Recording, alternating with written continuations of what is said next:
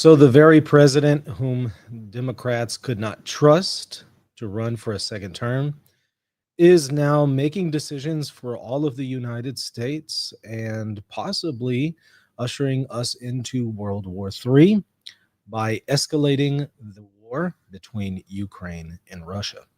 Stick around to find out more. Oh man, oh man, oh man.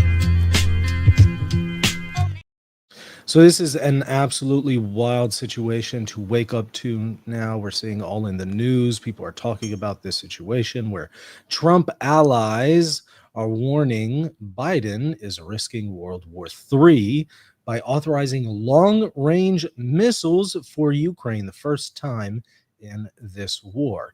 And they were launched, about 6 of them.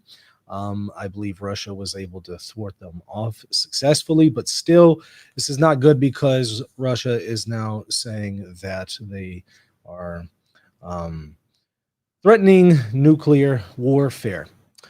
Here's an article from Fox News that talks a little bit more about it. President Biden, for the first time, authorized Ukraine to use U.S. given long range missiles to strike inside Russia, a prospect that President Trump allies believe could threaten World War III. So there's a lot of talk about this today, the potential for World War III and for this situation to escalate very quickly.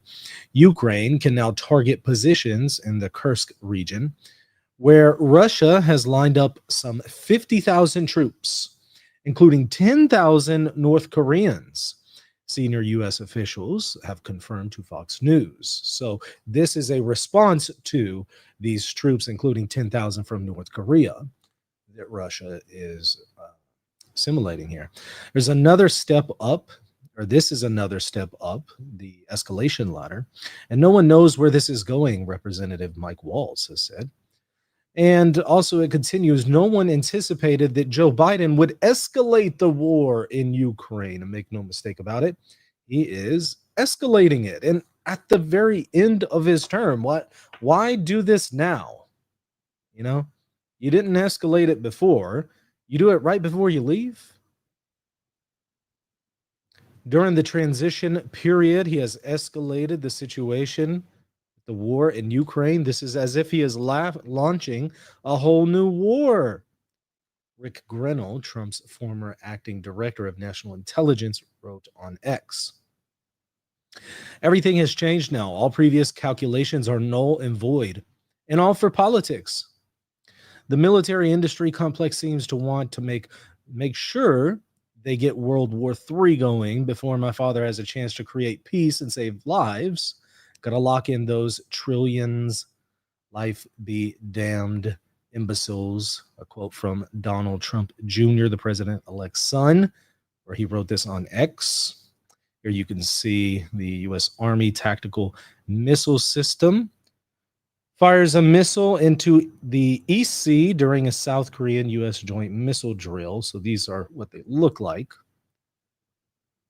On his way out of office, Biden is dangerously trying to start World War III by authorizing Ukraine the use of U.S. long-range missiles into Russia. The American people gave a mandate on November 5th against these exact America last decisions. So in other words, this isn't what we voted for.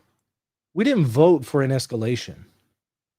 And I'm quite certain, the vast majority of people in the United States don't want another war. They don't want to be involved with this. They definitely don't want their children being involved in these wars and going and dying in Europe for some stupidity. Deputy National Security Advisor John Feiner in Rio de Janeiro on Monday did not comment specifically on long-range missiles, but suggested the introduction of North Korean forces factored into the White House's decision.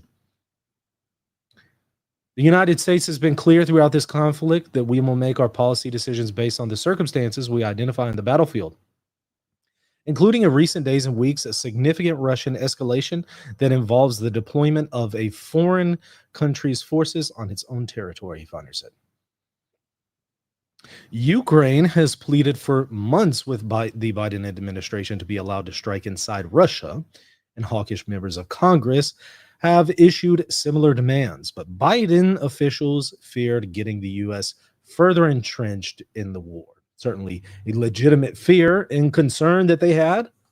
But Biden says, doesn't matter. We're going to go ahead and go with this. I'm scared that this is the guy who right now has the authority to make these kinds of decisions for us. It's quite certain he's not mentally competent to do so. And yet he speaks for everyone in the United States. And millions of lives are at stake. Thomas Massey, Representative Thomas Massey, is calling this authorization an impeachable offense. Well, little late for that, huh?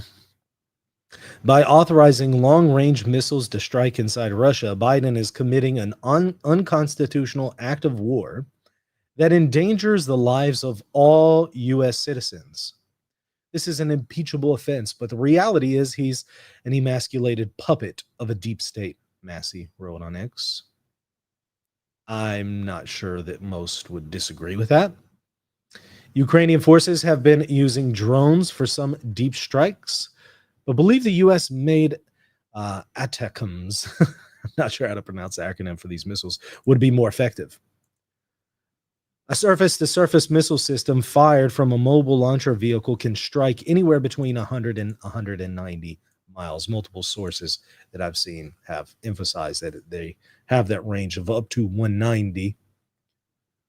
Russian President Vladimir Putin has yet to respond to reports the U.S. will cross one of his red lines, but his spokesman, Dmitry, accused the U.S. of adding fuel to the fire. We're actually going to see a little bit here from Putin in just a moment.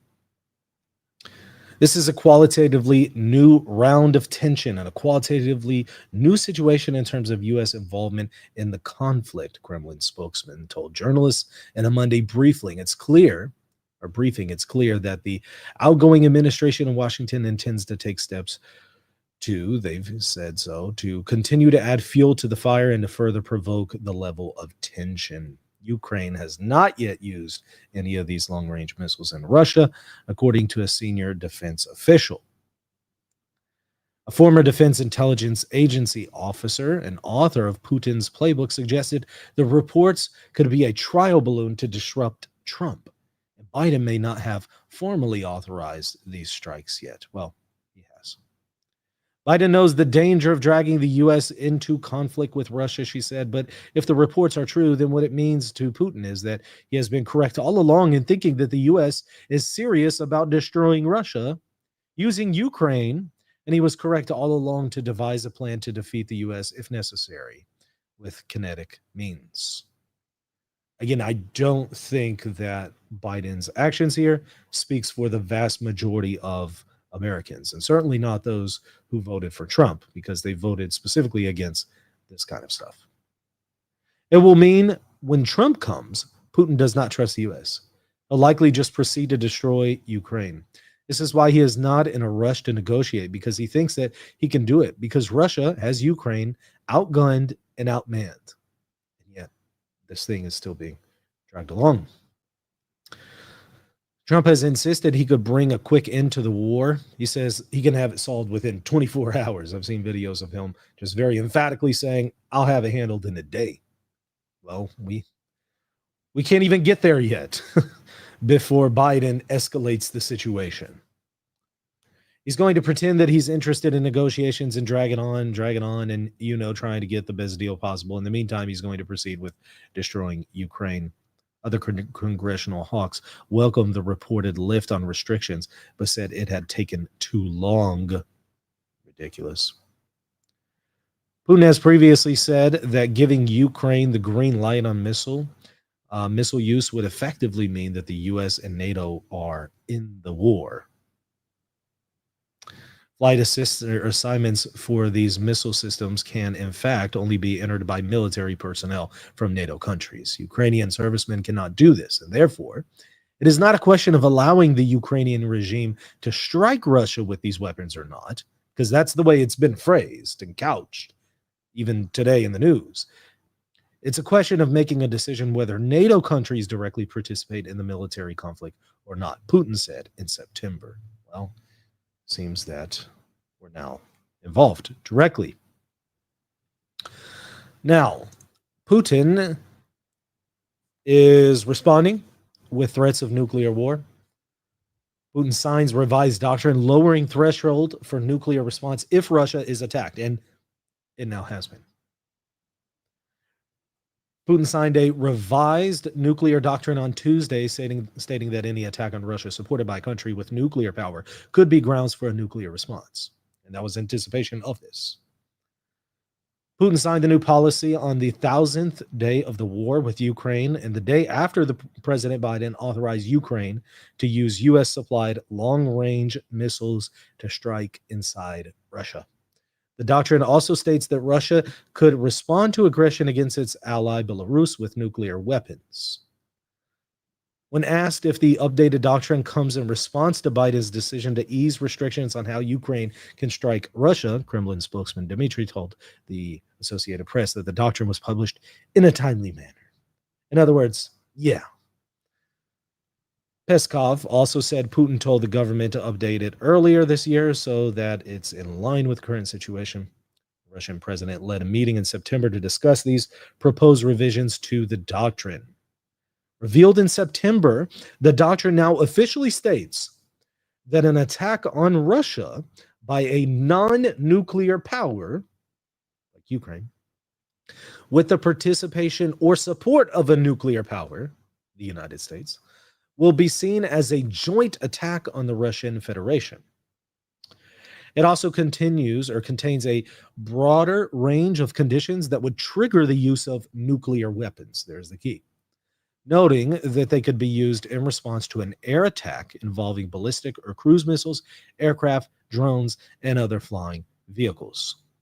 The previous document threatened the use of Russia's arsenal if reliable information is received about the launch of ballistic missiles targeting the territory of Russia or its allies. Let me grab this super chat here. Thank you, Mahovel. Putin, he says Putin cannot stop only because he knows he would lose the crown and likely head. What you are missing is that he doesn't see the difference between UA territory and RU proper. It is all RU to him. Okay, well, I got you. I appreciate the super chat. Now, I do want to address the issue very quickly of whether or not this would keep Biden in office. I've seen some people say, oh, well, what he's trying to do is trigger a war and U.S. involvement in a war so that he will remain in office. But it's not exactly how that works.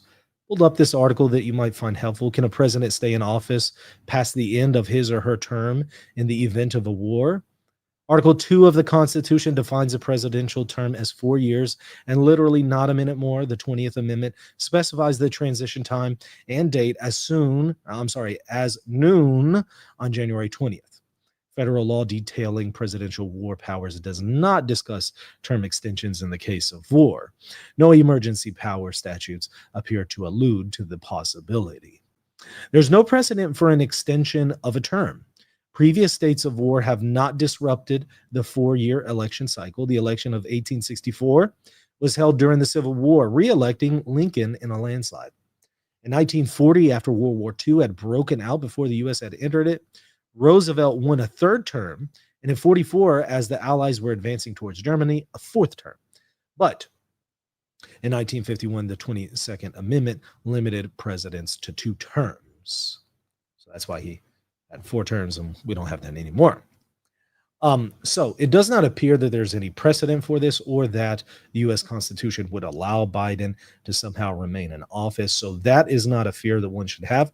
Rather, the concern that people are expressing right now is nuclear warfare in World War III due to the escalation of Biden with this situation. Briefly, let me also cover Pope Francis's comments. He hasn't commented specifically on the situation of Biden and what has just taken place in the last day or so, but he did send a letter of closeness to Ukraine marking 1,000 days of war. Perhaps he'll comment soon on the situation with Biden. Tuesday marks 1,000 days since Russia launched its full-scale invasion of Ukraine on February 24th, 2022, marking the tragic day Pope Francis once again expressed his solidarity with the suffering Ukrainian people.